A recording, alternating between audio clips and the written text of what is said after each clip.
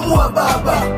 Wanasema oya unaua braza, kama unataka kutoka basi kamua kazi. Tangu naanza nilijua kuwa najua sana, mbio nyingi sishangai nikichafua raba.